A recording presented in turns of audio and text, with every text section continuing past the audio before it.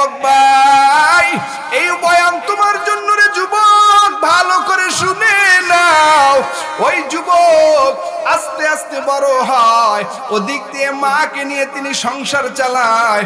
তেমন কোনো টাকা পয়সা নাই, তিনি একজন কাঠুরিয়া, জঙ্গলে কাঠ কেটে কেটে সংসার চালায়। যেই অর্থ আসে অর্থটাকে তিনটা ভাগ করে, এক ভাগ মায়ের জন্য, এক ভাগ বিধবা ফুফুর জন্য, আর এক ভাগ নিজের জন্য। এই সম্পদটা তিনটা ভাগ করে। এ যুবক ভাই, এই যুবক রাতকে তিনটা ভাগ করে। আজ আমরা রাতকে কেমন ভাবে ভাগ করলাম, সারা রাত ঘুমায়া দিস পাই না, কিন্তু যুবক রাতকে তিনটা ভাগ করলেন। এক ভাগ রাতের বেলা যুবক ঘুমায়, আর এক ভাগ উঠে আল্লাহর ইবাদত বন্দেগী করে, আর এক ভাগ মার শিওরে বসে মায়ের সেবা করে। খিদমতে মা দরফ দর কুন সুবহ শাম, তাকে বাসি দর্দ আলমে গুনা, যাহা কিছু হও না কেনে, কিছুই না মায়ের দোয়া বিনে। বাস্তবে না বুঝা মনে কইরো না যে ফাও, মায়ের দোয়া লও হে মুমিন, মায়ের দোয়া লও, মায়ের দোয়া লও হে মুমিন, মায়ের দোয়া লও। নিজে নিজে মনে করো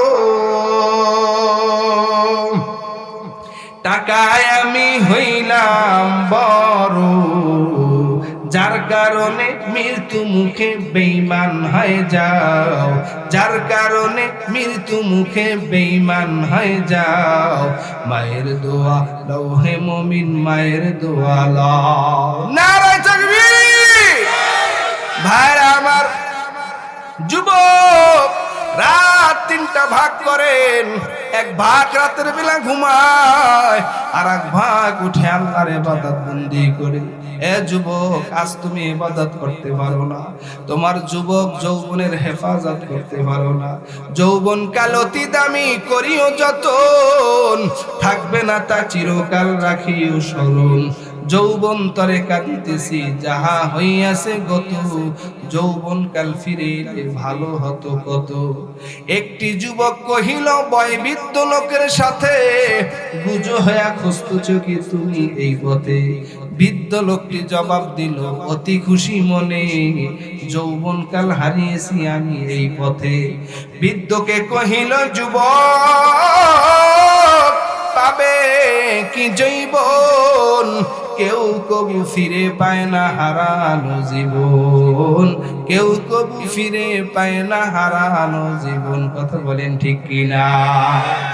এ যুবক ভাই, রাতকে তিনটা ভাগ, এক ভাগ রাতের বেলা আল্লাহর ইবাদত, আর এক ভাগ ঘুম, আর এক ভাগ মায়ের খেদমত করতেছে।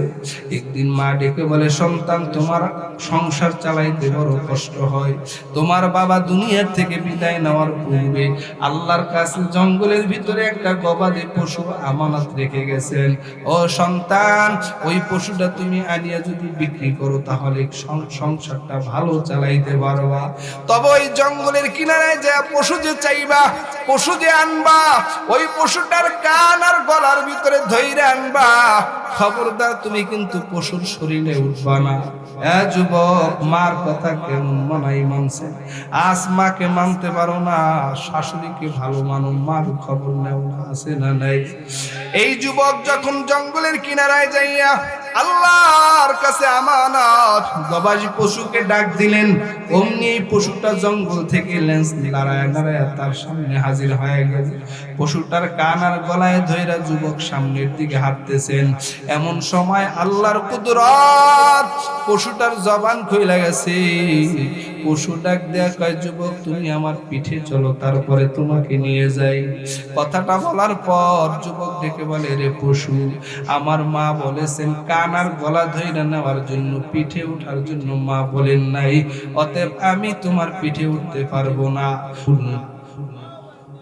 ইন্নামাল হায়াতুদ দুনিয়া লাইবুন ওয়া লাহু ওয়া ইন্নাদ দারাল আখিরাতা লাহিয়াল হায়াওয়ান। দুনিয়া মানুষের দুশমন, এই দুনিয়া মানুষকে শুধু ধোঁকা দেয়।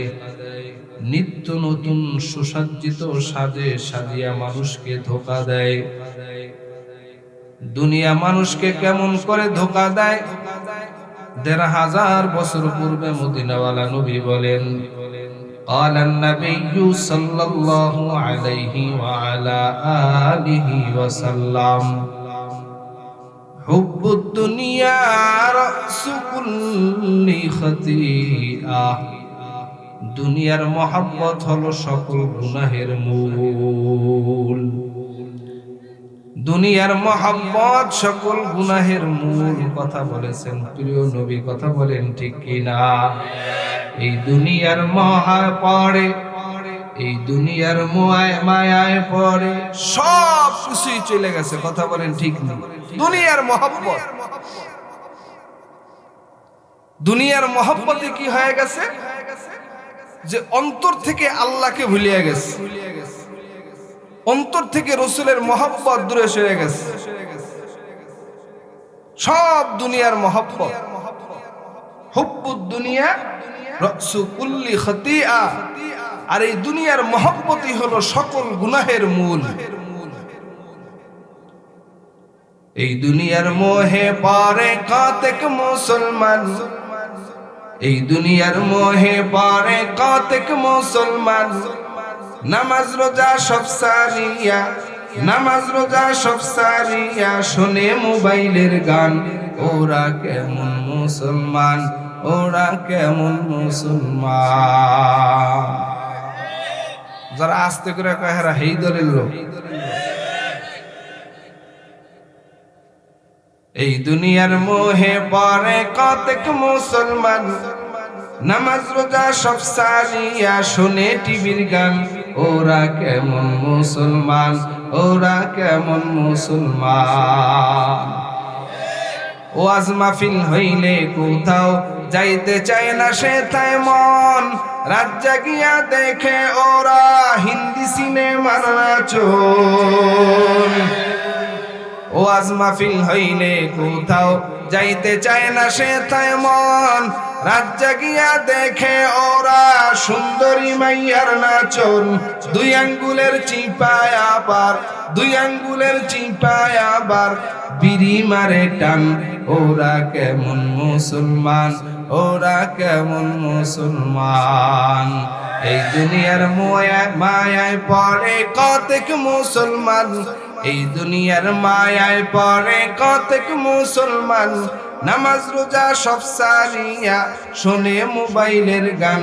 ওরা কেমন মুসলমান, ওরা কেমন মুসলমান? কইলে নামাজের কথা দেখায় কত অজুহাত। হাতে ব্যথা পায়ে ব্যথা আরো নাকি গিরাইবার আছে না নাই? মসজিদের সামনে দিয়া যুবক হাইটা যায়, ইমাম সাহেব ডাক দিয়া বলে, যুবক ভাই আসেন মসজিদে আসেন, নামাজ পড়েন। যুবক বলে, হুজুর আমার কাপড়টা ভালো না। ইমাম সাহেব বললেন যে 3 বার বিসমিল্লাহ কইয়া ধুইলে পাক হইয়া যাইব। যুবক উল্টা ফতুয়া দিয়া বলে, হুজুর কাপড় ফাঁক হইলে হইব কি, আমার শরীরই তো না পা। কথা কন ঠিক কিনা? কইলে নামাজের কথা দেখায় কত অজুহাত। হাতে ব্যথা পায়ে ব্যথা আরো নাকি গিরায় বাত। রুকু সিজদা করতে নাকি মাজায় লাগে টান। ওরা কেমন মুসলমান, ওরা কেমন মুসলমান? এই দুনিয়ার মায়ায় পড়ে কতেক মুসলমান। নামাজ রোজা সব সারিয়া শোনে টিভির গান। ওরা কেমন মুসলমান, ওরা কেমন মুসলমান? পীর পূজার মাজার পূজা চলছে দেশটা জুড়িয়া। শিরক বেদাত ভণ্ডামিতে দেশটা গেছে ভরিয়া। আওয়াজ করে বলেন ঠিক কিনা? পীর পূজার মাজার পূজা চলছে দেশটা জুড়িয়া। শিরক বেদাত ভণ্ডামিতে দেশটা গেছে ভরিয়া। গাজার কলকি টান মারিয়া, গাজার কলকি টান মারিয়া দেখায় খাজার শান। ওরা কেমন মুসলমান, ওরা কেমন মুসলমান? हकीकत से। तो दुनिया बेखबर है, दुनिया की नुमाइश पर नजर है। नमी गुयम कि आज दुनिया जुदा बश, बहर कारे के बाशी बा खुदावाश। चिस्ते दुनिया आज खुदा गाफिल बुदन, कमाशोल पुराहो फर जिंदजन आबदर किश्ती हालाके किश्ती आस, अब अंदर जीरे किश्ती पुश्ती आस। दुनिया में हो, दुनिया में हो, दुनिया का तलबगार नहीं हो। दुनिया में हो, दुनिया का तलबगार नहीं हो। बाजार से गुजर हो, खरीदार नहीं हो। जागा जिला गाने के दुनिया में नहीं है, या इबरत की जहाँ तमाशा नहीं है, या इबरत की जहाँ तमाशा नहीं है। ও গাজীপুর রাজেন্দ্রপুরের এলাকার মুসলমান, এ নওজোয়ান যুবক ভাই, ও বৃদ্ধ বাবারা, পর্দারালের মা, চার দুশ্মন থেকে যদি মানুষ বেঁচে থাকতে পারে, এই দুনিয়ার জিন্দেগি হবে তার সফল, পরকালে পাবে আল্লাহর তৈরি জান্নাত। দুশ্মনের দাল দ্বারা হলো দুনিয়া, দুনিয়া মানুষের দুশ্মন, দুশ্মনের শিন দ্বারা শয়তান। ইন্নাশ শাইতানা লাকুম আদুউম মুবিন। শয়তান মানুষের বন্ধু না দুশ্মন? শয়তান মানুষের দুশ্মন, শয়তান মানুষের বন্ধু না। অতএব শয়তানের সাথে সম্পর্ক রাখা যাবে না। যে কাজ করলে শয়তান খুশি হয় ওই কাজ করা যাবে না। শয়তানকে দোস্তি বানানো যাবে না। লম্বা আলোচনা। দুশ্মনের দাল দ্বারা দুনিয়া, দুশ্মনের শিং দ্বারা হলো শয়তান, দুশ্মনের মিম দ্বারা হলো মাখলুকাতের অবৈধ ভালোবাসা, মাখলুকাতের মহব্বত, সন্তানের মহব্বত, সম্পদের মহব্বত, নেতারগিরির মহব্বত, মাখলুকাতের অবৈধ ভালোবাসা, এটাও হলো মানুষের জন্য দুশ্মন। দয়াল নবী বলেন, قال النبي صلى الله عليه وسلم لا طاعة لمخلوق في معصية الخالق। এই জমিনে মাখলুক কিছু করতে পারে না একমাত্র আল্লাহ ছাড়া। আল্লাহ তাআলা সব কিছুই পারেন, মাখলুক ছাড়া। কথা বলেন ঠিক কিনা? দুশ্মনের নুন দ্বারা নফস, নফস মানুষের দুশ্মন। নফস আবার তিন প্রকার। এক নম্বর হলো নফসে আম্মারা, ওয়া মা উবাররিউ নাফসি ইন্নান নাফসা লাআম্মারাতুম বিসু। এক নম্বরে নফসে আম্মারা, এটা বড় খারাপ। নফসে আম্মারা মিথ্যা কথা বলতে শিখায়। নফসে আম্মারা মিথ্যা কথা বলতে মন চায়। নফসে আম্মারা নামাজ বাদ দিতে মন চায়। নফসে আম্মারা পরনারীর দিকে তাকাইতে মন চায়। নফসে আম্মারা সকল গুনার কাজের দিকে ধাপিত হয়। নফসে আম্মারা শুধু গুনাই করতে মন চায়, গুনাই করতে মন চায়। এর নাম হলো নফসে আম্মারা। দুই নম্বরে নফসে লাওয়ামা। লা উকসিমু বিয়াউমিল কিয়ামাহ ওয়ালা উকসিমু বিন-নাফসিল লাওয়ামা। নফসে লাওয়ামা ভালো করে, খারাপও করে, গুনার কাজও করে, আবার নেকের কাজও করে। এটা হলো নফসে লাওয়ামা। তিন নম্বরে নফসু মুতমাইন্না। ইয়া আইয়াতুহান নাফসুল মুতমাইন্না ইরজিই ইলা রাব্বিকি রাদিয়াতাম মারদিয়্যা ফাদখুলি ফি ইবাদি ওয়াদখুলি জান্নাতি। নফসে মুতমাইন্না সব সময় ভালো করতে মন চায়, নফসে মুতমাইন্না ওয়াজ মাহফিলে বসতে মন চায়, নফসে মুতমাইন্না কোরআন পড়তে মন চায়, নফসে মুতমাইন্না নামাজ পড়তে মন চায়। এক কথায় হার কাজ সকল প্রকার ভালো কাজ নফসে মুতমাইন্না করতে মন চায়। আর নফসে মুতমাইন্নার জন্য আল্লাহ রেখেছেন জান্নাত। আয় আল্লাহ, আপনি আমাদের সবাইকে নফসে মুতমাইন্নার গুণদান করেন, জোরে জোরে বলেন আমিন। মুহতারাম হাজিরিন, আমি আপনাদের সামনে বনি ইসরাইল থেকে সূরা থেকে আয়াতে কারিমা তেলাওয়াত করেছি। আয়াতের শুরুতে আল্লাহ বলেন, ওয়া কাযা রাব্বুকা আল্লা তা'বুদু ইল্লা ইয়্যাহু ওয়া বিল ওয়ালিদাইনি ইহসানা। ওয়া কাযা রাব্বুকা আল্লা তা'বুদু ইল্লা ইয়্যা, ইবাদত হবে একমাত্র আল্লাহর। ইবাদত হবে কার? জোরে বলেন, ইবাদত কার? আল্লাহর ইবাদত করলে কি লাভ হবে? আল্লাহর ইবাদত করলে কি লাভ হবে? আল্লাহ বলেন, এই জমিনে আমি আল্লাহ মানুষ বানাইছি আমার ইবাদতের জন্য। এই জমিনে 18,000 থেকে 80,000 মাখলুকাত আল্লাহ বানাইছেন। মাখলুকাতের শ্রেষ্ঠ মাখলুকাত বানাইছেন আল্লাহ মানুষ।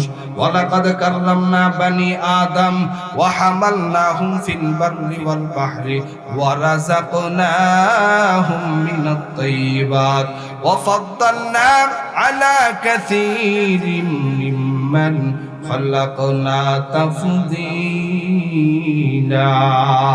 देखे जा कुरान में आए मुहतारम मुस्तफा की उम्मती खैरुल बशार। ए শোনা ভাই, এ যুবক, এই শোনা ভাই, কই যান? আসতেছেন? কি খারাপ লাগতেছে নাকি? কথা হইতেছে কার? আপনাদের কষ্ট হইতে আছে? বললেন আপনাদের সুখ কষ্ট হইলে আমার বেশি সুবিধা, আপনাদের অসুবিধা হইলে আমার বেশি সুবিধা। আগে দোয়া করে যান। কষ্ট হইতে আছে নাকি? আল্লাহ বলেন, পৃথিবীর শ্রেষ্ঠ মাখলুকাত মানুষ। মানুষকে আল্লাহ কেন বানাইছেন? আল্লাহ যত মাখলুকাত বানাইছেন প্রত্যেকের কাজ আলাদা। আল্লাহ মানুষকে বানাইছেন উদ্দেশ্যই হলো একমাত্র আল্লাহর ইবাদত। কার ইবাদত? আরো জোরে বলেন, ওয়ামা খালাকতুল জিন্না ওয়াল ইনসা ইল্লা লিয়াবুদুন। মা খালাকতুল জিন্না ওয়াল ইনসি বিখাজুজ ইবাদত নিস্তে মাকসুদ আযহা। এই জমিনে মানুষ বানাইছেন আল্লাহর ইবাদতের জন্য। আল্লাহ বলেন, লিয়াবুদুনা লিয়ারিফুন, বান্দা আমার পরিচয় লাভ করবে। এই জমিনে যে যাকে চিনে সে তাকে মানার মতন মানে, যে যাকে চিনে না সে তাকে মানেও না। কথা বলেন ঠিক কিনা? আল্লাহর পরিচয় পাই নাই, যার কারণে আল্লাহর ইবাদত করতে আমাদের মন চায় না। আল্লাহর পরিচয় যদি পাইতাম আল্লাহর ইবাদতের জন্য পাগল হয়ে যাইতাম। কথা বলেন ঠিক কিনা? তো ইবাদত করলে লাভ কি হবে? আল্লাহ বলেন, ফালইয়াবুদু রাব্ব হাযাল বাইত আল্লাযী আত'আমাহুম মিন জু' ওয়া আমানাহুম মিন খাউফ। ওই রবের ইবাদত করো, বাইতুল্লাহর রবের ইবাদত করো হে মুমিন। রবের ইবাদত করলে কি লাভ হবে? বলে নগদ দুইটি লাভ। এক নাম্বার, আল্লাহ বলেন, ফালইয়াবুদু রাব্ব হাযাল বাইত আল্লাযী আত'আমাহুম মিন জু'। আল্লাহর ইবাদত করলে আল্লাহ ক্ষুধা মিটায় দিবেন। দুই নাম্বার, ওয়া আমানাহুম মিন খাউফ, আল্লাহর ইবাদত করলে অন্তর থেকে সকল ভয় দূর করে দিবেন।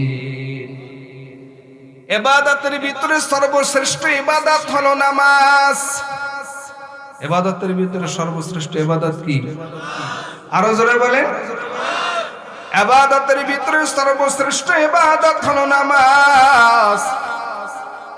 আজ রজবের 26 তারিখ, মশহুর মানুষের কাছে প্রসিদ্ধ আছে যে রজবের 26 তারিখ দিবাগত রাতে আল্লাহর রাসূল মেরাজ করেছেন। কথা বলেন ঠিক কি?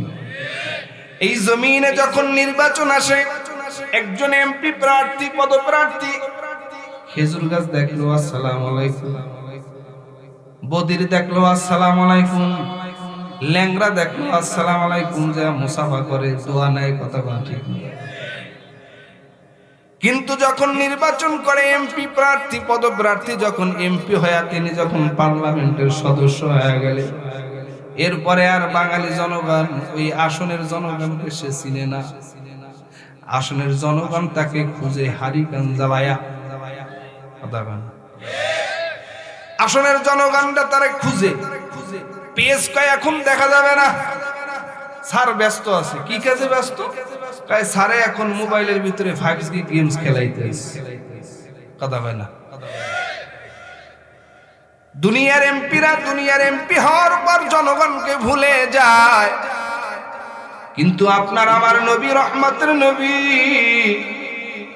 আল্লাহ তাআলা বলেন সুবহানাল্লাযী আসরা বিআবদিহি লাইলাম মিনাল মাসজিদিল হারামি ইলাল মাসজিদিল আকসাল্লাযী বারাকনা হাওলাহু লিনুরিয়াহু মিন আয়াতিনা ইন্নাহু হুয়াস সামিউল বাসীর।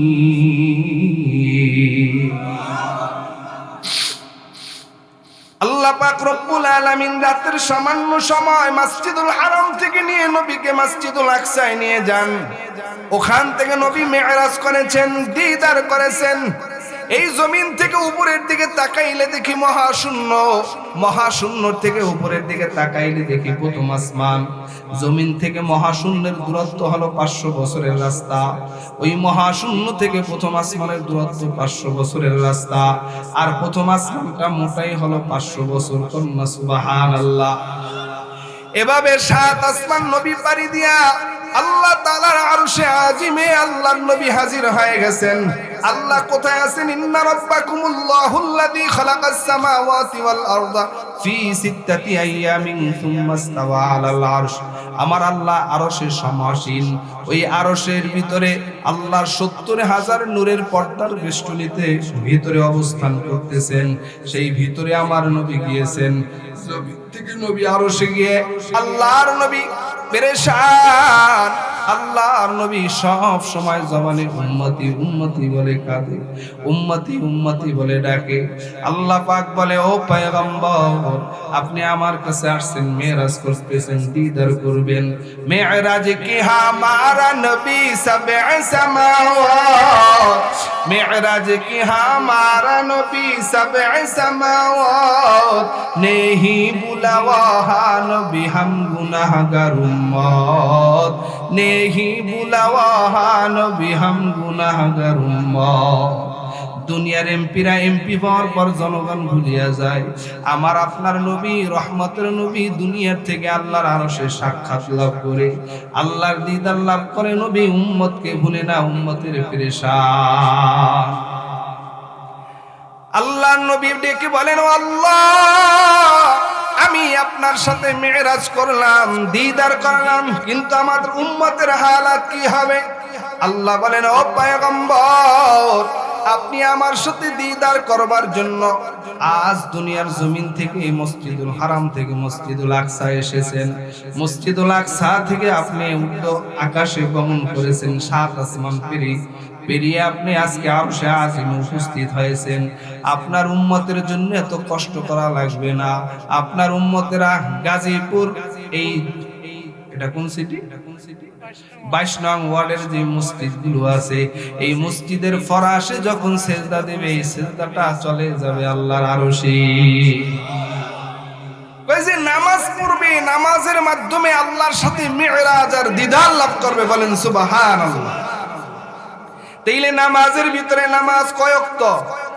আরো জোরে বলেন। নামাজ হইল 5 ওয়াক্ত, কিন্তু নামাজ নির্ধারণ করা ছিল 50 ওয়াক্ত। কথা বলেন ঠিক কি না? এই 5 ওয়াক্ত নামাজ পড়লে 50 ওয়াক্তের সওয়াব দিয়া দিবেন কি? মকুন চুসুতি নামাজে পাঞ্জে গানা ফাওয়াইলুল লিল মুসাল্লিন আল্লাযীনা মুমিনারা নামাজে ইমদাদে দাইস্তাইনু আয়াতে কুরআওয়াখা আয়াতে কদ আফলাহারা ইয়াদে কুল গৌড়ে কুন্দর মানিয়াজদিল সাদিকুন। পাঁচ ওয়াক্ত নামাজের প্রথম ওয়াক্তের নাম কি? জোরে বলেন। ফজরের নামাজ আপনি কেন পড়বেন? ফজরের নামাজ কয় রাকাত? আরো জোরে বলেন। 2 রাকাত ফজরের নামাজ আপনি কেন পড়বেন? আল্লাহ পাক রব্বুল আলামিন এই জমিনে আপনাকে আমাকে নিঃশ্বাস ফেলাইবার সুযোগ করে দিয়েছেন। কথা বলেন ঠিক কি না? প্রতিটি মানুষ 12 রাত 8 ঘন্টা, দিনে 12 ঘন্টা, রাতে 12 ঘন্টা, এভরিডে 24টা ঘন্টা। এই 24 ঘন্টার ভিতরে মানুষ ভিতর থেকে অক্সিজেন ফালায়ার ভিতরে নেয় 1,60,000 বার। গাজীপুরের মুসলমান টাকাওয়ালা ভাই, এই অক্সিজেন কোনো বাবায় দেয় নাই, মা দেয় নাই, নেতায় দেয় নাই, নেত্রী দেয় নাই। একটু আওয়াজ করে বলবেন এই অক্সিজেন দিয়েছেন কে? অক্সিজেন দিয়েছেন আমার আল্লাহ। আপনি আমি রাত আর দিন 24টা ঘন্টা মিলে যে 1,60,000 বার অক্সিজেন ফালাইলাম আর ভিতরে নিলাম। ভিতর থেকে খারাপ অক্সিজেন ফালাইলাম আর বাহির থেকে ভালো অক্সিজেনটা ভিতরে নিলাম। এর শুকরিয়া স্বরূপ আল্লাহ ফজরের 2 রাকাত নামাজ দিয়েছেন। লম্বা আলোচনা। জোহরের নামাজ কয় রাকাত? হ্যাঁ, এই জোহরের নামাজ 4 রাকাত কেন পড়ব? এর কারণ হলো আল্লাহ পাক রব্বুল আলামিন আপনার আমার ত্বকের ভিতরে 4টা বৈশিষ্ট্য দিয়েছেন: গরম, ঠান্ডা, নরম, শক্ত। গরম, ঠান্ডা, নরম, শক্ত এগুলা একমাত্র এই ত্বকের মাধ্যমেই অনুভব করা যায়। কথা বলেন ঠিক কি না? যেহেতু মেরাজের রজনী, এর কারণে রাসূল যে নামাজ নিয়ে আসছেন এই বিষয়ে 2-1টি কথা বলার দরকার আছে না নাই? তার ইবাদত হবে কার? ইবাদতের ভিতরে সর্বশ্রেষ্ঠ ইবাদত কি? এই জিন্দেগিতে যার নামাজ ঠিক নাই তার কিছুই ঠিক নাই। নামাজ ঠিক, তার সব কিছু ঠিক হয়ে যাবে। কথা বলেন ঠিক কি না? যখন দেখবেন নামাজও পড়ে সুদ খায়, নামাজও পড়ে চুরি করে, নামাজও পড়ে খারাপ কাজও করে, মনে করে নিবেন যে আসলে তার নামাজটা সহি হয় নাই। যখন তার নামাজ সহি হয়ে যাবে, যখন তার নামাজ শুদ্ধ হয়ে যাবে, তখন আর খারাপ করতে পারবে না। কারণ আল্লাহ বলেছেন নিশ্চয় নামাজ সকল প্রকার অশ্লীল কাজ থেকে বিরত রাখে। ইন্নাস সালাতা তানহা আনিল ফাহশাই ওয়াল মুনকার। নামাজই তার সব খারাপ থেকে হেফাজত করবে। কথা বলেন ঠিক কি না? জোহরের নামাজ কয় রাকাত? 4 রাকাত নামাজ পড়ব এই জন্য যে আল্লাহ তাআলা মানুষের ত্বকের ভিতরে 4টা বৈশিষ্ট্য দিয়েছেন: নরম, ঠান্ডা, গরম, শক্ত। এই অনুভব করার শক্তি একমাত্র ত্বকের আছে। দুনিয়ার মানুষ যারা জোহরের নামাজ আদায় করবে, আল্লাহ পাক রব্বুল আলামিন তাদের ত্বক তাদেরকে জাহান্নামের আগুনে জ্বালাবে না। এরপরে আসরের নামাজ। আসরের 4 রাকাত নামাজ কেন পড়বেন? ও গাজীপুরের মুসলমান, আসরের 4 রাকাত নামাজ আল্লাহ আপনাকে আমাকে 2টা কর্ণ দান করছেন, কান। একটা কানের ভিতরে আল্লাহ 1 লক্ষ শ্রবণ কোষ দান করেছেন। 2 লক্ষ কানে, 2টি কানের ভিতরে আল্লাহ 2 লক্ষ শ্রবণ কোষ দিয়েছেন। মানুষ যখন কথা বলে, সামন দিক থেকে কথা বললেও কানে শুনতে পায়, ডান দিক থেকে কথা বললেও কানে শুনতে পায়, বাম দিক থেকে কথা বললে কানে শুনতে পাই, পিছন দিক থেকেও কথা বললে কানে শুনতে পাই কি পাই না? এই কর্ণ কান দিয়েছেন কে? গোটা বাংলাদেশের ভিতরে 22 লক্ষ মানুষ আছে বোবা। এই বোবা মানুষ শুধু বোবাই না, আল্লাহর রাসূল বলেন বোবা মানুষ আবার বধির। বোবা মানুষ কেন বধির? রহমতের নবী বলেন উম্মতের দল, বোবা মানুষ যদি দুনিয়ার জমিনে মানুষের কথা কানে শুনতে পাইতেন, এই কথার জবাব দেওয়ার জন্য কলিজা ফাইটা মারা যাইতো। বোবা মানুষ শুধু বোবা না, বোবা মানুষ আবার বধির, তারা কানও শুনে না। এ যুবক ভাই ও বৃদ্ধ বাবারা ও পর্দার আড়ালের মা বোনেরা, আল্লাহ আপনাকে আমাকে বধির বানান নাই, এই কান শ্রবণ শক্তি দিয়েছেন বলেন কি? এই যে চার দিক থেকে আমরা কথা শুনতে পাই, এর শুকরিয়া তান স্বরূপ আল্লাহ আসরের 4 রাকাত ফরজ নামাজ দিয়েছেন বলেন না সুবহানাল্লাহ। যেই যুবক, যেই নারী পুরুষ, যেই ইমানদার আসরের নামাজ পড়বে, আল্লাহ তার এই কর্ণকে আগুন জাহান্নামের আগুনে প্রজ্বলিত করবে না। এরপরে কনক্ত, হ্যাঁ, মাগরিব, মাগরিবের নামাজ কয় রাকাত? মাগরিবের নামাজ হলো 3 রাকাত। 3 রাকাত নামাজ আপনি কেন পড়বেন? এর উদ্দেশ্য কি? উদ্দেশ্য হলো আল্লাহ তাআলা আপনাকে 2টা চক্ষুর মতন নিয়ামত দান করেছেন। আল্লাহ বলেন আলাম নাজআল লাহু আইনাইন ওয়া লিসানাও ওয়া শাফাতাইন। একটু জোরে বলেন, এই চোখ দান করেছেন কি? এক একটা চক্ষুর ভিতরে 13 কোটি ক্যামেরা দিয়েছেন আল্লাহ। 2 চোখের ভিতরে আল্লাহ 26 কোটি ক্যামেরা ফিট করেছেন। এই ক্যামেরা এমন ক্যামেরা, 2 চোখ দিয়ে পৃথিবীর মানুষ তার হায়াতের জিন্দেগিতে কোনোদিন একটা জিনিস দেখলে ওই জিনিসটা আবার তার স্মরণে আসিয়া যায়। কথা বলেন ঠিক কি? যে হ্যাঁ, আমি আপনাকে কোনো একদিন দেখেছি, এজন্য ক্যামেরা করে রাখেন কি? এই চোখ দান করেছেন কি? এই জমিনের ভিতরে, গোটা বাংলাদেশের ভিতরে 32 লক্ষ মানুষ আছে অন্ধ। অন্ধ মানুষগুলো চোখে দেখে না। শুক্রবার জুমার দিন আসলে মসজিদের সামনে দিয়ে কত অন্ধরা গান গায় আর হেঁটে যায়। ওই এলাকার মানুষ, আজ আমরা 2 চোখ অন্ধ, 2 চোখে কিছু দেখি না। তোমাদের সহযোগিতায় আমরা চলি, তোমরা আমাদের কিছু দাও। এভাবে অন্ধ লোকে গান গেয়ে গেয়ে টাকা উঠায় আসে না নাই? এ যুবক, আপনাকে আমাকে অন্ধ বানায় নাই, আজ আপনাকে আমাকে 2টা চক্ষুর মতন নেয়ামত দান করেছেন। এই চক্ষু দিয়া সামন দিকে তাকাইলে দেখা যায়, এই চোখ দিয়া বাম দিকে তাকাইলেও দেখা যায়, এই চোখ দিয়া ডান দিকে তাকাইলেও দেখা যায়। বলেন, এই চোখ দিয়া পিছনে দেখা যায়নি? এই চোখ দিয়া 3 দিকে যে দেখা যায়, এর শুকরিয়া দান স্বরূপ আল্লাহ মাগরিবের নামাজ দিয়েছেন। আল্লাহ বলেন কুল্লিল মুমিনিনা ইয়াগুদ্দু মিন আবসারিহিম ওয়া ইয়াহফাযু ফুরুজাহুম। ও দুনিয়ার মুমিন মুমিনেরা, ও দুনিয়ার মানুষেরা, তোমরা এই চোখের হেফাজত করো, কারণ এই চোখ দুনিয়ার কোনো নেতায় দেয় নাই, এই চোখ দুনিয়ার কোনো নেত্রী দেয় নাই, এই চোখ দিয়েছেন বলেন কি? এই চোখ দিয়েছেন আমার আল্লাহ। চোখের হেফাজত করো হে মুমিন। আল্লাহ বলেন ওয়াকাযা রাব্বুকা আল্লা তা'বুদু ইল্লা ইয়্যাহ। যার যার হক তাকে বুঝায়া দাও, আল্লাহর পাওনা আল্লাহকে বুঝায়া দাও। ইবাদত হবে একমাত্র আল্লাহর, এই জমিন হবে আল্লাহর, এই জমিনে হুকুম চলবে কার?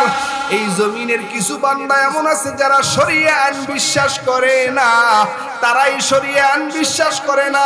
যাদের ভিতরে চুরি করবার, নেশা করবার, যাদের ভিতরে অন্যায় অপরাধ করবার প্রবণতা আছে, তারাই শরিয়ার আইন পছন্দ করে না। কথা বলেন ঠিক কি না? এই জমিন হয়েছে আল্লাহর, এই জমিনে হুকুমও চলবে একমাত্র কার? আল্লাহ বলেন ওয়াকাযা রাব্বুকা আল্লা তা'বুদু। ও দুনিয়ার মানুষ, আমি আল্লাহর ইবাদত কর। 2 নম্বরে আল্লাহ বলেন ইল্লা ইয়াহু ওয়া বিল ওয়ালিদাইনি ইহসানা। আল্লাহর ইবাদতের ভিতরে কোনো অংশীদারিত্ব যেমনি রাখা যায় না, ঠিক তেমনি মা বাবার খিদমতেও কোনো ত্রুটি করা যাবে না। ইবাদত হবে আল্লাহর, আর খিদমত হবে মা বাবার। যার যার হক তাকে বুঝায়া দাও, যার যার পাওনা তাকে বুঝায়া দাও। আল্লাহর হুকুম আল্লাহর হুকুম মেনে নাও, আল্লাহর পাওনা আল্লাহকে বুঝায়া দাও, মা বাবার পাওনা মা বাবাকে বুঝায়া দাও। এই জমিনে অনেকে আছেন, অনেকের মা নাই, অনেকের বাবা জমিনে নাই। এই জমিনের ভিতরে মা বাবার চাইতে আপনার কেউ নাই। এই জমিনে তিনটা জিনিসের মালিক যদি কেউ হতে চাও, এক নম্বরে সুন্দর একটা হায়াত, দুই নম্বরে দৌলত, তিন নম্বরে ইজ্জত। কে না চায় সুন্দর একটা হায়াতের মালিক হয়ে যাবা? কে না চায় একটা দৌলতের মালিক হবা, সম্পদশালী হবা? কে না চায় ইজ্জতের চেহারা পাইবা? এই তিনটা জিনিস যদি কেউ পেতে চায়, সে যেন মা বাবার খেদমত করে নেয়। মা বাবার খেদমত ব্যতীত এই তিন জিনিস পাওয়া সম্ভব না। ক্বালান নবী সাল্লাল্লাহু আলাইহি ওয়াসাল্লাম, আল্লাহর রাসূল বলেন, মা হাক্কুল ওয়ালিদাইনি আলা ওয়ালাদিহিমা হুমা জান্নাতুকা ওয়া নারুকা। মা বাবা সন্তানের জন্য জান্নাত, মা বাবা সন্তানের জন্য জাহান্নাম। মা বাবায় যদি খুশি হয় আল্লাহ খুশি হয়। রিজাল রাব্বি বিরিজাল ওয়ালিদাইন ওয়া সাখাতার রাব্বি বিখাসাতাল ওয়ালিদাইন। মা বাবায় খুশি তো আল্লাহ খুশি, মা বাবায় বেজার তো আল্লাহ বেজার। অতএব মা বাবাকে খুশি করার দরকার আছে না নাই? কিন্তু অনেক যুবক কেমন আছে, মা বাবাকে পছন্দ করো না, মা বাবাকে দেখতে পারো না। মা বাবা যদি বেঈমান হয়, এরপরও মা বাবার সাথে খারাপ আচরণ করা যাবে না। এ যুবক ভাই, ও বৃদ্ধ বাবারা, মা বাবার খেদমতে কি না হয়। বনি ইসরাইলের ভিতরে একজন আবেদ ছিলেন, যিনি দুনিয়ার থেকে বিদায় নিয়ে গেলেন। ওই জমানার ভিতরে এমন একজন ধনী ব্যক্তি ছিলেন, তার নাম হলো আমিল। এই আমিল ব্যক্তি এত সম্পদশালী ছিলেন, ওয়ারিস তার তেমন কেউ ছিল না। ওয়ারিস সূত্রে শুধুমাত্র আমিলের চাচাতো ভাই ছিল। এই চাচাতো ভাই সম্পদের লোভ করেন, তার ভাই আমিলকে হত্যা করে পার্শ্ববর্তী এলাকায় ফালাইয়া। এরপরে জমানার পয়গম্বর মুসা নবীর কাছে মামলা দায়ের করেছেন, ও পয়গম্বর মুসা, আমার চাচাতো ভাই আমিলের হত্যার বিচার চাই। আল্লাহর নবী মুসা আলাইহিস সালাম তো কালিমুল্লাহ, আল্লাহর সাথে কথোপকথনকারী একজন পয়গম্বর। আল্লাহর নবী মুসা আলাইহিস সালাম আল্লাহকে জিজ্ঞেস করেন, আল্লাহ, এই হত্যাকারীকে কিভাবে চিহ্নিত করা যায়? আল্লাহ পাক ওহী নাযিল করে মুসাকে জানায় দেয়, হে পয়গম্বর মুসা, তুমি একটা গরু জবেহ করবা। গরু জবেহ করিয়া গরুর এক টুকরা গোশত তুমি যখন মৃত ব্যক্তি আমেলের শরীরে লাগাই দিবা, তখন তার আসল খুনির পরিচয় পেয়ে যাইবা। আল্লাহু আকবার। মানুষের লোভ আছে না নাই? বড় খারাপ, কত খারাপ লোভ। বুঝাইবার জন্য একটা ঘটনা বলি। পয়গম্বর ঈসা আলাইহিস সালাম, তার দরবারে একজন ইহুদি আসা যাওয়া করে। একদিন ঈসা আলাইহিস সালাম তিনি সফরে বের হবেন। ঈসা নবী যখন সফরে বের হবেন, তখন তার সহযোদ্ধা তার সফরের সঙ্গী সাথী হয়ে গেল। ঈসা নবীর কাছে 3টা রুটি আছে। একটা রুটি ঈসা নবী খাইলেন, আর একটা তার সফরের সঙ্গী খাইলেন। বাকি থাকে কয়টা? একটা। এই একটা রুটি যখন তার কাছে আছে, দুইজন সফর করতে শুরু করলেন।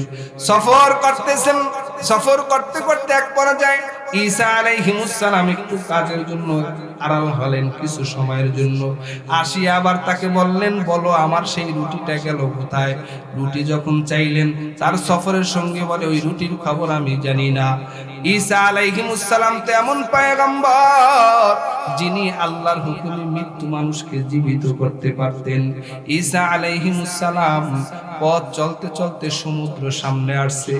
ঈসা আলাইহিস সালাম আর তার সফরের সাথী দুইজনে সমুদ্র নদী হেঁটে হেঁটে পার হয়ে গেছেন। আল্লাহু আকবার।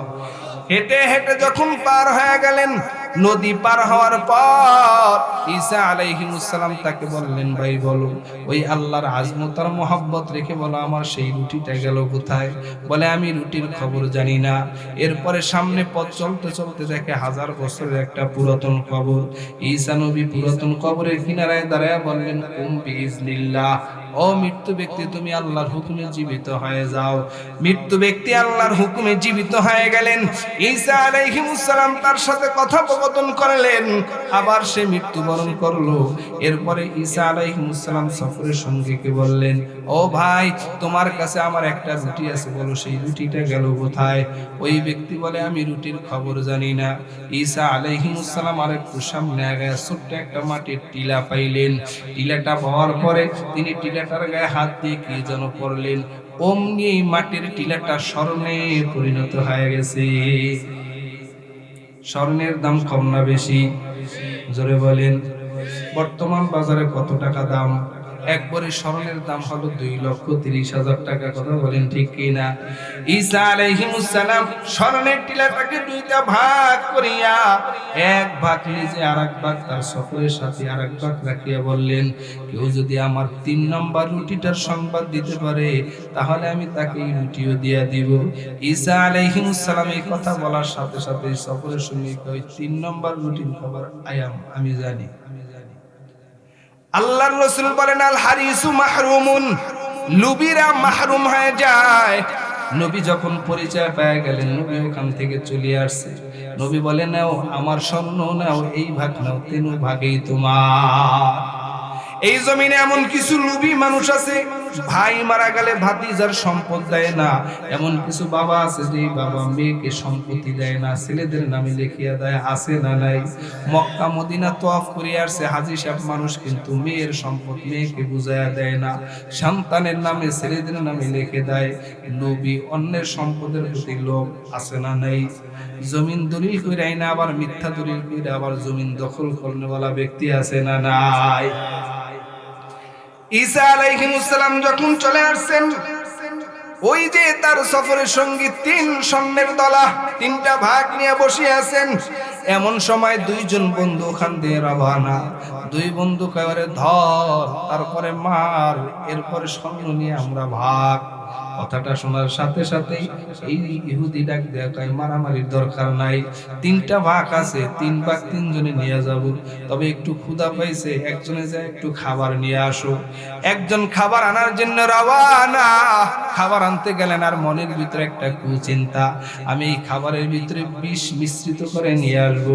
খাবার খাইয়া জায়গায় 2 জন ডেট হয়ে যাবে, সব স্বর্ণ আমি নিয়ে যাব। যেই চিন্তা সেই কাজ। যেই বান্দা খানা আনার জন্য রওনা, খানা আনলেন তো খাবার আইনা বিষ মিশ্রিত করে নিয়ে আসছেন।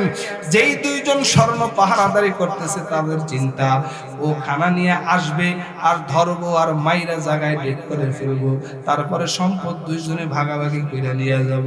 যেই চিন্তা সেই কাজ। খাবার নিয়ে আসছে, 2 জন বসে আছে, আসার পরেই সাইজ জায়গায় ডেট হওয়ার পরে 2 জন তো ক্লান্ত হয়ে গেছে। এখন বললেন, খাবার যেহেতু আসছে, চলো 2 জনে মিলে খাবারটা খেয়ে নেই। খাবার খায়া তারাও জায়গায় ডেট, স্বর্ণের জায়গায় স্বর্ণ কইরা আছে, মানুষের জায়গায় মানুষের ডেট হয়ে আছে।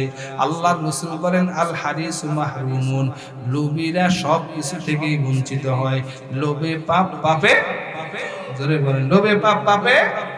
এমন লোভী মানুষ আছে না নাই? আমেলের শুধুমাত্র একজন চাচাতো ভাই, তিনি তার ভাইয়ের সম্পদের লোভ করে হত্যা করে ফেললো।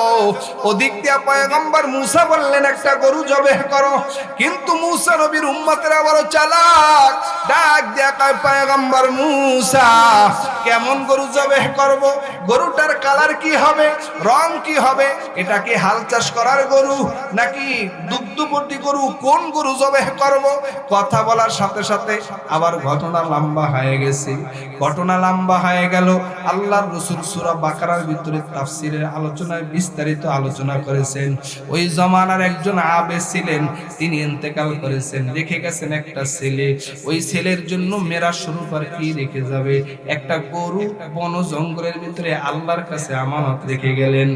এ যুবক ভাই, এই বয়ান তোমার জন্য রে যুবক, ভালো করে শুনে নাও। যে বড় হয়, ওদিক দিয়ে মাকে নিয়ে তিনি সংসার চালায়। তেমন কোনো টাকা পয়সা নাই, তিনি একজন কাঠুরিয়া, জঙ্গলে কাঠ কেটে কেটে সংসার চালায়। যেই অর্থ আসে অর্থটাকে তিনটা ভাগ করে, এক ভাগ মায়ের জন্য, এক ভাগ বিধবা ফুফুর জন্য, আর এক ভাগ নিজের জন্য। এই সম্পদটা তিনটা ভাগ করে। এ যুবক ভাই, এই যুবক রাতকে তিনটা ভাগ করে। আজ আমরা রাতকে কেমন ভাবে ভাগ করলাম, সারা রাত ঘুমায়া দিস পাই না, কিন্তু যুবক রাতকে তিনটা ভাগ করলেন। এক ভাগ রাতের বেলা যুবক ঘুমায়, আর এক ভাগ উঠে আল্লাহর ইবাদত বন্দেগী করে, আর এক ভাগ মার শিওরে বসে মায়ের সেবা করে। খিদমতে মা দরফ দর কুন সুবহ শাম তাকে বাসি দর্দ আলম নিকুনা, যাহা কিছু হও না কেনে, কিছুই না মায়ের দোয়া বিনে। বাস্তবে না বুঝা মনে কইরো না যে ফাও, মায়ের দোয়া লও হে মুমিন, মায়ের দোয়া লও, মায়ের দোয়া লও হে মুমিন, মায়ের দোয়া লও। নিজে নিজে মনে করো টাকায় আমি হইলাম বড়, যার কারণে মৃত্যু মুখে বেঈমান হয়ে যাও, যার কারণে মৃত্যু মুখে বেঈমান হয়ে যাও। মায়ের দোয়া লও হে মুমিন, মায়ের দোয়া লও। নারে তাকবীর! ভাইরা আমার, যুবক রাত তিনটা ভাগ করেন। এক ভাগ রাতের বেলা ঘুমায়, আর এক ভাগ উঠে আল্লাহর ইবাদত বন্দি করে। এ যুবক, আজ তুমি ইবাদত করতে পারো না, তোমার যুবক যৌবনের হেফাজত করতে পারো না। যৌবন কাল অতি দামি, করিও যতন, থাকবে না তা চিরকাল রাখিও স্মরণ। যৌবন তরে কাঁদিতেছি, যাহা হইয়াছে গত, যৌবন কাল ফিরে এলে ভালো হতো কত। একটি যুবক কহিল বয়বৃদ্ধ লোকের সাথে, গুজো হইয়া খুঁজতেছ কি তুমি এই পথে? বৃদ্ধ লোকটি জবাব দিল অতি খুশি মনে, যৌবন কাল হারিয়েছি আমি এই পথে। বৃদ্ধকে কহিল যুবক, পাবে কি জৈবন, কেউ কবু ফিরে পায় না হারানো জীবন, কেউ কবু ফিরে পায় না হারানো জীবন। কথা বলেন ঠিক কিনা? এ যুবক ভাই, রাতকে তিনটা ভাগ, এক ভাগ রাতের বেলা আল্লাহর ইবাদত, আর এক ভাগ ঘুম, আর এক ভাগ মায়ের খেদমত করতেছে। একদিন মা ডেকে বলে, সন্তান তোমার সংসার চালাইতে বড় কষ্ট হয়, তোমার বাবা দুনিয়ার থেকে বিদায় নেওয়ার পূর্বে আল্লাহর কাছে জঙ্গলের ভিতরে একটা গবাদি পশু আমানত রেখে গেছেন। ও সন্তান, ওই পশুটা তুমি আনিয়া যদি বিক্রি করো তাহলে সংসারটা ভালো চালাইতে পারবা। তবে ওই জঙ্গলের কিনারায় যা পশু যে চাইবা, পশু যে আনবা, ওই পশুটার কান আর গলার ভিতরে ধইরা আনবা, খবরদার তুমি কিন্তু পশুর শরীরে উঠবা না। যুবক, মার কথা কেমন মানাই মানছে, আজ মাকে মানতে পারো না, শাশুড়িকে ভালো মানো, মার খবর নেও না, আছে না নাই? এই যুবক যখন জঙ্গলের কিনারায় যাইয়া আল্লাহর কাছে আমানত গবাদি পশুকে ডাক দিলেন, অমনি এই পশুটা জঙ্গল থেকে লেন্স নাড়ায় নাড়ায় তার সামনে হাজির হয়ে গেল। পশুটার কান আর গলায় ধইরা যুবক সামনের দিকে হাঁটতেছেন। এমন সময় আল্লাহর কুদরত, পশুটার জবান খুইলা গেছে। পশু ডাক দেয়া কয়, যুবক তুমি আমার পিঠে চলো, তারপরে তোমাকে নিয়ে যাই। কথাটা বলার পর যুবক ডেকে বলে, রে পশু, আমার মা বলেছেন কান আর গলা ধইরা নেওয়ার জন্য, পিঠে ওঠার জন্য মা বলেন নাই, অতএব আমি তোমার পিঠে উঠতে পারবো না। পশুর দ্বিতীয়বার উত্তর দেয়া বলে, রে যুবক, তুমি যদি তোমার মার কথা অমান্য করিয়া আজ যদি আমার পিঠের ভিতরে তুমি উঠতা, আমি তোমাকে ফালাইয়া এমন ভাবে চলিয়া যাইতাম, আর কোনোদিন তোমার সাথে ধরা দিতাম না। তাতে রক্ত রক্ত তারি বল কামাল আনতা হাসবি আনতা রব্বি জুল জালাল তুহি কাদের জলিলুল্লাহ জাহাদা বহর হালে তুহি মেরা নিগাহদা। নারে তাকবীর।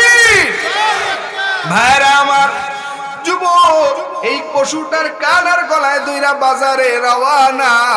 বাজারে উঠাইছেন, বিক্রি করবেন। মা বলেছেন, সন্তান, এই পশু বিক্রির সময় আমি মায়ের সন্তুষ্টি তালাশ করবা, মায়ের অনুমতি না ব্যতি রেখে তুমি পশু বিক্রি করবা না, অনুমতি ব্যতীত। এই সন্তান যখন পশুটাকে বাজারে উঠাইলেন, দাম হাঁকাইলেন। সন্তান বলে, পশুর দাম 12 দিরহাম। ক্রেতারা বলে, তোমার পশুর দাম পাইবা 24 দিরহাম। আবার তিনি মায়ের সন্তুষ্টি তালাশ করবার জন্য আসলেন। মা, আমি বললাম পশুর দাম 12 দিরহাম, কিন্তু যারা ক্রেতা তারা বলে 24 দিরহাম, আমি কত বলবো? মা বলে, যাও এবার যা পশুর দাম বলবা তুমি বাড়ায়া 24 দিরহাম 60 দিরহাম। মা তো একজন আবেদা, আবেদের স্ত্রী, মাও তো কম আবেদা না। ওই মা বুঝতে পেরেছেন যেই পশুর দাম হাঁকাইতেছেন এটা দুনিয়ার কোনো ক্রেতা না, এটা হলো আল্লাহর পাঠানো নূরের ফেরেশতা। নারে তাকবীর। এটা হলো আল্লাহর পাঠানো নূরের ফেরেশতা, কারণ দুনিয়ার মানুষ এভাবে দাম হাঁকায় না। এ পর্দার আড়ালের মা, মাইকের আওয়াজ কানে যায়, আম্মা জান, এই জমিনে মহিলাদের জান্নাতে যাওয়া বড় সহজ। মা হলেন আবেদা। মা বুঝতে পেরে সন্তানকে বলে দিলেন, সন্তান, তুমি যা বলবা ওই ক্রেতাদের কাছে জানতে চাইবা কত টাকা হইলে আমি এই পশুটা বিক্রি করব। মা যখন এই কথা সন্তানকে বললেন, সন্তান ক্রেতাকে বললেন, আমার মা বলতে বলেছেন কত টাকা হইলে আমি এই গরু বিক্রি করব। ক্রেতারা বলে দিয়েছেন, এক পাল্লায় তুমি এই গরুটা উঠাইবা, আর এক পাল্লায় স্বর্ণ মুদ্রা দেওয়া হবে। যখন পাল্লা সমান সমান হবে তখনই বিক্রি করবা। বলেন, মা আবেদা হওয়ার কারণেই তো বুঝতে পেরেছেন। কথা বলেন ঠিক কিনা? এ যুবক, তুমি তো আজ তাইরি নাইরে করে সময় কাটাও, যাকে তাকে তুমি পছন্দ কইরা ফেলাও। ওই মায়ের খবর নাও না, বাবার খবর নাও না, যাকে মন চায় সুন্দরী নারীর পিছনে তুমি দৌড়াও। যারে তারে বিয়া কইরা ঘরে উঠাইও না, একটা আবেদা নেককার মহিলা বিয়া কইরা ঘরে উঠাইও। কারণ যদি একটা নেককার মহিলা ঘরে ওঠে, নেককার মহিলা ঘরে উঠাইলে 3টা লাভ আছে। 1 নম্বর লাভ হলো নেককার মহিলা কখনো স্বামীর সাথে বেয়াদবি করবে না, স্বামীর খেদমত করবে। 2 নম্বর লাভ হলো নেককার মহিলা একজন নেক সন্তান জন্ম দিবে। মোহাম্মদ বিন কাসেমের মতন সন্তান জন্ম নিবে, যেই মোহাম্মদ বিন কাসেম 17 বছর বয়সে সিন্ধু বিজয় করেছেন। আল্লাহু আকবার। এজন্য নেককার মহিলা যদি ঘরে 3টা লাভ। 1 নম্বর লাভ হলো নেককার মহিলা স্বামীর অবাধ্য হয় না। 2 নম্বর নেককার মহিলা নেক সন্তান জন্ম দেয়। 3 নম্বর নেককার মহিলা শ্বশুর শাশুড়ি খারাপ আচরণ করে না, শ্বশুর শাশুড়ি খেদমত করে। পক্ষান্তরে যদি তুমি বদকার মেয়ে ঘরে উঠাও, বদকার মেয়ে ঘরে উঠাইলে 3টা ক্ষতি। তিনি স্বামীর কমান মানবে না, নেক সন্তান জন্ম দিবে না, শ্বশুর শাশুড়িও খেদমত করবে না। কথা বলেন ঠিক কিনা? এ পর্দার আড়ালের মা বোনেরা, মাইকের আওয়াজ কানে যায়, আম্মা জান, মহিলাদের জান্নাতে যাওয়া বড় সহজ ব্যাপার। মহিলাদের জান্নাতে যাওয়ার জন্য জুমার নামাজের জন্য মসজিদে যেতে হয় না, যুদ্ধের ময়দানেও যাওয়া লাগে না। মহিলাদের জান্নাতে যাওয়া বড় সহজ। এই জমিনের নারীরা যদি নেককার হয়ে যায়, জমিন বড় সুন্দর হয়ে যাবে। আল্লাহ বলেন, ইয়াকুদ্দু মিন আবসারিহিম, যার যার চোখের হেফাজত করো। নারী, তুমিও চোখের হেফাজত করো। হে পুরুষ, তুমিও চোখের হেফাজত করো। কারণ এই হেফাজত করার হুকুম করেছেন কে? আগে হয় দর্শন, তারপরে হয় ধর্ষণ। কথা বলেন ঠিক কিনা? আগে হয় দর্শন, তারপরে হয় ধর্ষণ। ও পর্দার আড়ালের মা, তুমি যদি জান্নাতে যেতে চাও, কে না জানে বাইজিদের নাম? বাইজিদ একজন আল্লাহর ওলি। কত বড় ওলি বাইজিদ বুস্তামি রাহমাতুল্লাহ আলাইহি। একদিন গাছের ছায়ার তলে বসে আছেন, এমন সময় উপরে তাকায়, আই কষ্ট হইতাছে, হ্যাঁ শোনা ভাই, ওটা কা দোয়া করে জিতিব, তো দোয়া করে দিবেন ইনশাআল্লাহ। কষ্ট হইতাছে? বাইজিদ বুস্তামি আল্লাহওয়ালা মানুষ, তাকায় দেখেন গাছের উপরে একটা পাখি আছে। পাখি তো উঠতে পারে, বাইজিদের ডানা নাই, বাইজিদ উঠতে পারে না। পাখিকে লক্ষ্য করিয়া বাইজিদ বুস্তামি বলে, রে পাখি, তুমি কিন্তু আমার শরীরে পায়খানা কইরা দিও না। কথাটা বলতে দেরি, পাখি বাইজিদের শরীরে পায়খানা করতে আর দেরি করে নাই। পাখি পায়খানা করিয়া পাক উড়ে উড়ে চইলা যাইতেছে। এমন সময় বাইজিদ বুস্তামি একটু গরম মেজাজ নিয়ে চক্ষু গরম করিয়া পাখির দিকে তাকাইলেন। অমনি পাখিটা পইরা ছাই হয়ে জমিনে পইরা গেছে। আল্লাহ ওয়ালা আল্লাহ না, আল্লাহ ছাড়া জুদা না। সবার চোখ কিন্তু একরকম না, কথা বলেন ঠিক কি না? সবার চোখ সমান না। বাইজিদ বুস্তামি রহমাতুল্লাহ আলাইহির চোখের মতন সবার চোখ না। বাইজিদ বুস্তামি রহমাতুল্লাহ আলাইহি পাখিটা মাইরা যখন রওনা হয়েছেন, নামাজের সময় হয়ে গেছেন, কেমনে নামাজ পড়বেন, তাহারাতের প্রয়োজন। বাইজিদ বুস্তামি একটা পাহাড়ের কিনারায় একটা কুড়ের ঘর, ওই ঘরের কিনারায় যে ডাক দিয়েছে, ঘর বলিরা তোমরা কেউ ঘরের ভিতরে আসো, আমাকে এক লোটা পানি দাও, আমি ওযু করে আল্লাহর হুকুম নামাজ আদায় করব। একবার ডাক দিয়েছেন, সাড়া নাই। দুইবার ডাক দিলেন, কোনো শব্দ নাই। তিনবার ডাক দিয়েছেন, কোনো সাড়া নাই। চারবারের সময় এক লোটা পানি বাহিরে দিয়েছেন। আর বলে, বাইজিদ, ওই পাখি মারার গরম মেজাজ এই ঘরের সামনে দেখাইও না।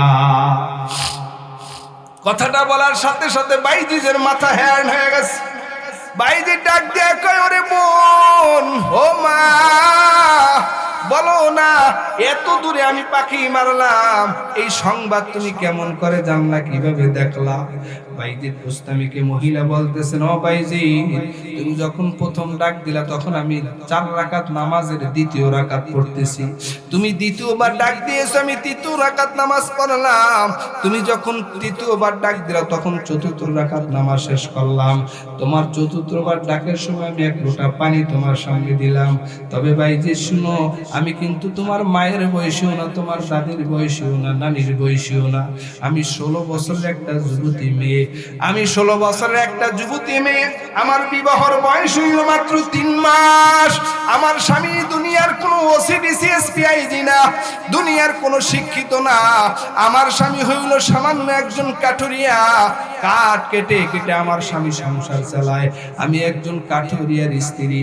বাইজিদ, আমি যখন নামাজ পড়িয়া দুইটা চোখ মিলিয়া দুনিয়ার দিকে তাকাই, নামাজ পড়িয়া ডানে বামে সালাম ফিরাইলে, দুনিয়ার দিকে তাকাইলে গোটা দুনিয়াটা আল্লাহ তাআলা আমার চোখের সামনে পান্দানের মতন হাজির করে দেয়।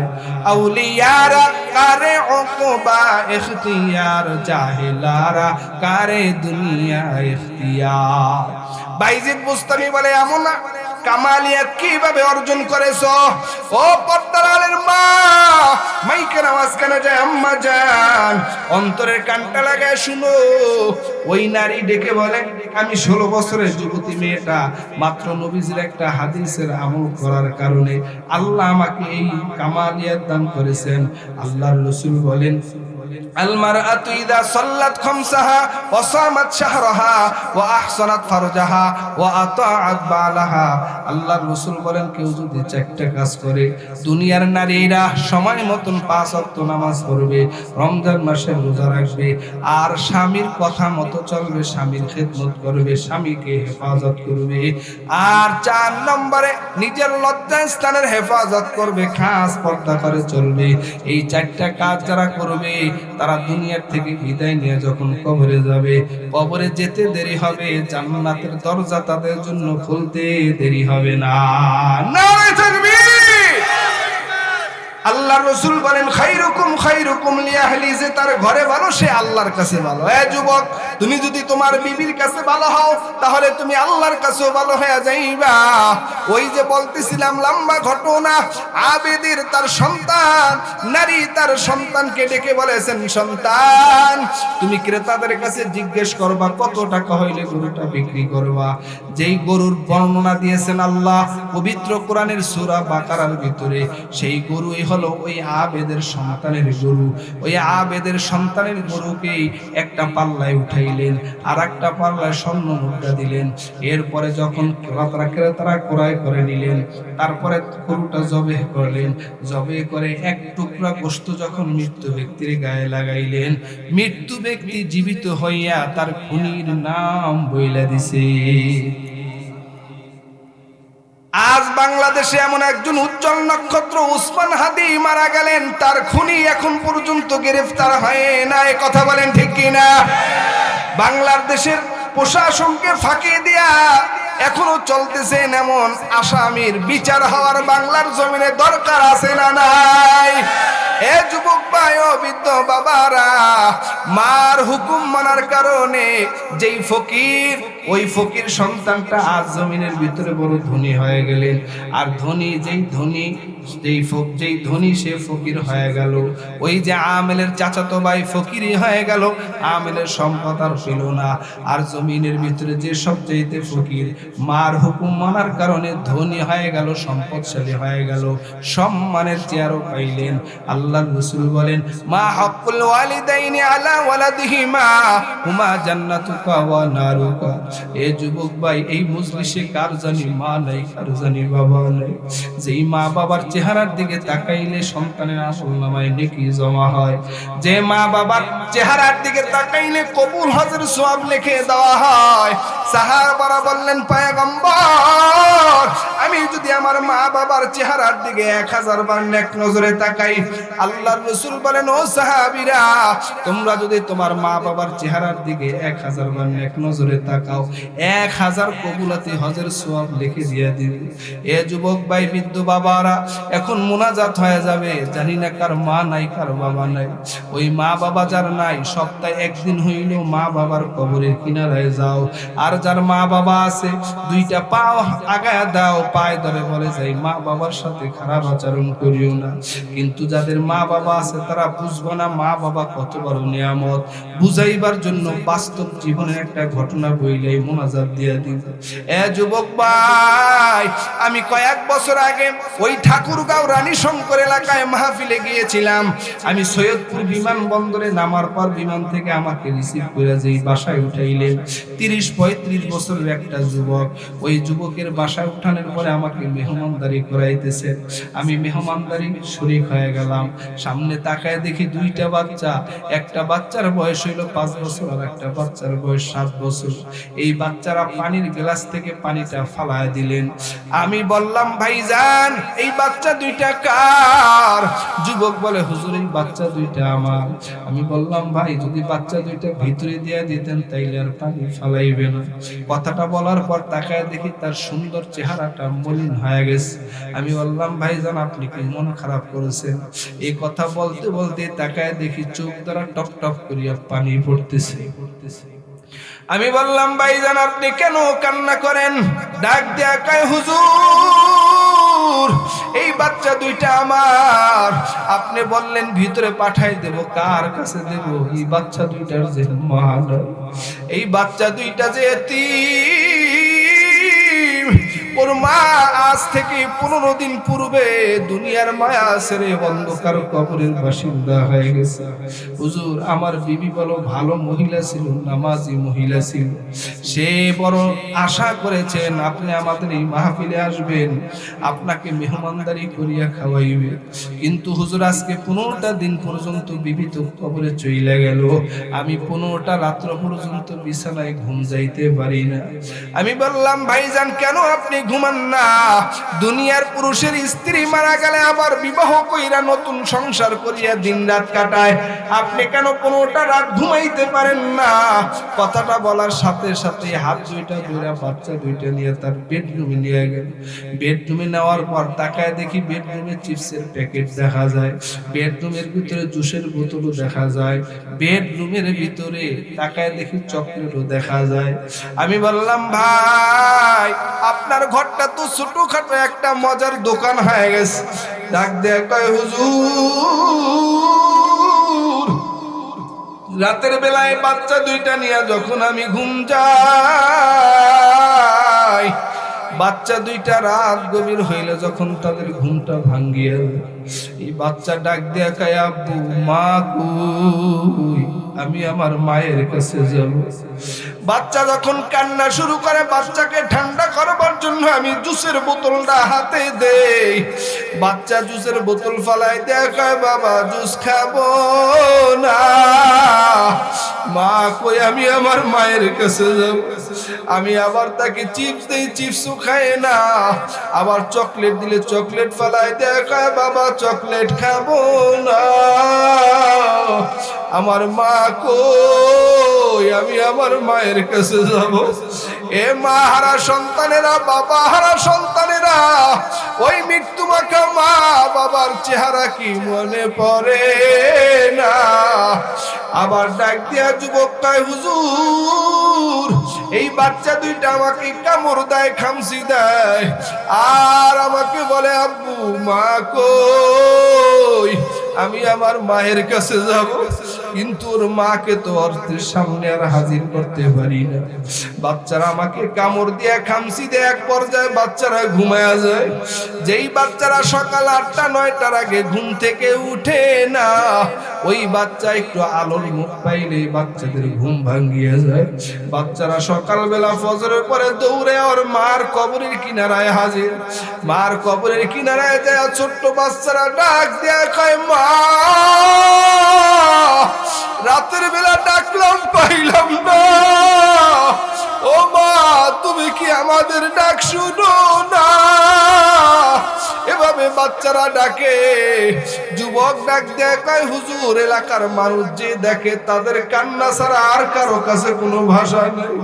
ওই বাচ্চা দুইটা মার কবরের কিনারা থেকে দৌড়ে আসিয়া দাদার কোলের ভিতরে উঠা যায়, কয় দাদা ভাই মায়েরে ডাকি মা ডাক শুনে না। দাদাই কান্না করে, দাদার কোল থেকে নামিয়ে বাচ্চা দুইটা আবার মার কবরের কিনারায় যায়। আবার যায় ডাক দেয় মা তুমি কি আমাদেরকে নাস্তা খাওয়াইবা না? ও মা এত ডাকি তুমি কি আমাদের ডাক শুনো না? বাচ্চা দুইটা এভাবে বলতে বলতে আবার দৌড়ে তার দাদুর কোলে উঠে কয় দাদু মায়ের ডাকতেছি, মা ডাক শুনে না, মা কথার উত্তর দেয় না। দাদুর কোল থেকে নামি আবারও বাচ্চারা মার কবরের কিনারে হাজির। যা কয় মা তোমার এত ডাকে তুমি বড় পচা হয়ে গেছো রে মা। ও মা তুমি আমাদের কথার কেন জবাব দাও না? এভাবে কান্না করতে করতে বাবার কোলে দৌড়ে উঠে কয় বাবা মায় বড় পচা হয়ে গেছে, মা আমাদের কথা শুনে না। যুবক কান্না করিয়া বলে হুজুর আমি সন্তানকে কি দিয়ে সান্ত্বনা দিব? আমি বলি বাবা তোর মা এমন ঘুম ঘুমাইছে আর ঘুম থেকে জাগ্রত হবে না, আর কোনদিন তোদের ডাকে সারাও দিবে না। এ মা হারা সন্তানেরা, বাবা হারা সন্তানেরা, একই মা বাবার জন্য 2 ফোঁটা চোখের পানি ফেলায়া কান্না করো। আমার নবী মাঝে মাঝে মা বাবা বলিয়া চোখের পানি ফেলায়া কান্না করে। সাহাবায়ে কেরাম বলেন নবী আপনি কেন কান্না করেন? আপনার আগে পরে সব গুনাহ মাফ। নবী ডাক দেয়া কয় সাহাবায়ে কেরাম তোমাদের মা আছে বাবা আছে, আমি নবীর মা নাই, আমি নবীর বাবা নাই। নবী দুনিয়ার জমিনে আসিয়া বাবার চেহারাটা দেখতে পারে নাই। 6 থেকে 6.5 বছর বয়সে নবী মাকেও হারায় ফেললো। ও গাজীপুরের ইন্ডাস্ট্রি এলাকার মুসলমান, গ্রামগঞ্জ থেকে এই গাজীপুরে আসিয়া চাকরি করো, মা বাবা গ্রামের বাড়িতে আছে, ওই মা বাবার একটু খবর নিতে পারো না? শীতের রাত মা কি খায়, কিভাবে মা ঘুমায়, একটু মায়ের খরচা দিয়ে পাঠাইতে পারো না? যেই দিন মা থাকবে না ওই দিন বুঝবা মা বাবা জমিনের ভিতরে কত বড় রত্ন। এই জমিনে যদি হায়াত দৌলত আর ইজ্জতের মালিক হতে চাও রে যুবক ভাই, ওই মা বাবার থেকে দোয়া নাও, মা বাবার খেদমত করো, মা বাবার থেকে দোয়া নিয়ে চলো। কারণ নবী জীবন ভর মৃত্যু পর্যন্ত নবী মা মা বাবা বাবা বলে কান্না করেছেন। নবী একদিন তার আস্তিনটা বিছায়া দিলেন, একজন বৃদ্ধা মহিলাকে নবী ছোট ছোট লোকমা বানায়া খাবার দেয়। সাহাবায়ে কেরাম বলেন, পয়গম্বর কাকে আপনি খাবার খাওয়াইতেছেন? আবার নবী ছোট ছোট খেজুরকে টুকরা টুকরা করিয়া মুখের ভিতরে খাবার দেয়। সাহাবায়ে কেরাম বলেন, পয়গম্বর কার মুখে এভাবে খেজুরের টুকরা বানায়া দিতেছেন? নবী ডাক দেয়া কয়, সাহাবীরা শুনো, যদিও সে আমার গর্ভধারিণী মা না, কিন্তু আমি তার দুগ্ধ পান করে আমি বড় হয়েছি। তিনি হলেন হালিমাতুস সাদিয়া। যাদের মা বাবা নাই তারা ওই মা বাবার আপনজনদের সাথে ভালো আচরণ করো, মা বাবার আপনজনদের সাথে মহব্বত রাখো। আর যাদের মা বাবা আছে পায়ে হাত রেখে বলি, ভাই মা বাবার সাথে খারাপ আচরণ করিও না, মা বাবার থেকে দোয়া নাও, আর আল্লাহর দরবারে খাঁটি দিলে তওবা করো। আজকের রাত হতে পারে কারো কারো জীবনের শেষ রাত। আর কত গুনাহ করে ফেলেছি, তওবা করো, আর জিন্দেগিতে গুনার কাজ করব না, নেকের কাজ ছাড়ব না, আল্লাহর হুকুমের অবাধ্য হব না, নবীর তরিকার খেলাফ চলব না। তওবার যদি নিয়ত হয়, তওবার নিয়তে দুইটা হাত আল্লাহকে দেখায়া দাও। নারে তাকবীর, নারে তাকবীর। আয় আল্লাহ হাতগুলো কবুল করে নাও। এ আল্লাহ আপনার খাস গোলাম নবীর খাঁটি উম্মত হিসেবে কবুল করে নাও। জোরে জোরে বলেন আমিন। ভাইরা আমার,